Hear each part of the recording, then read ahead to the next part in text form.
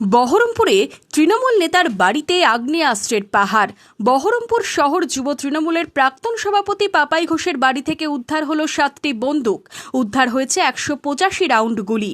উদ্ধার পিস্তল থেকে পাইপ গান। 13ই আগস্ট পুরনো মামলায় বহরমপুরে আদালতে আত্মসমর্পণ করেন পাপাই ঘোষ।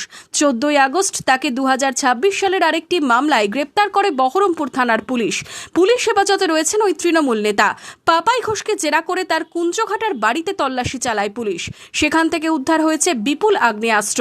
উদ্ধার হয়েছে লোহার তৈরি 2টি ইম্প্রোভাইজড 9mm আগ্নেয়াস্ত্র, ম্যাগাজিন সহ 3টি ইম্প্রোভাইজড 7.65 mm পিস্তল এবং 2টি 1 রাউন্ডের পাইপ গান।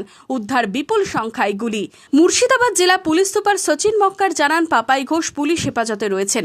তাকে জেরা করে বাড়িতে তল্লাশি হয়। উদ্ধার হয়েছে এই আগ্নেয়াস্ত্র। তিনি আরও জানান, ভোটের আগে থেকেই ফেরার ছিলেন পাপাই ঘোষ। সম্প্রতি ফেরেন। পুলিশ তাকে গ্রেপ্তার করে।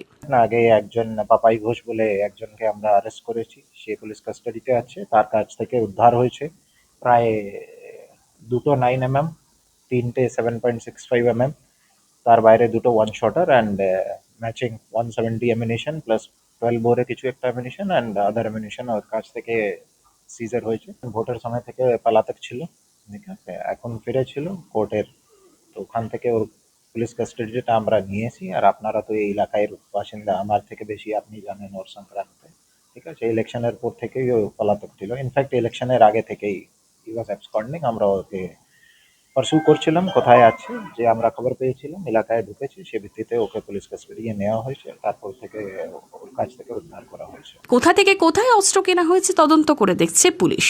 কেন মজুদ ছিল এত অস্ত্র, প্রশ্ন রাজনৈতিক মহলেও।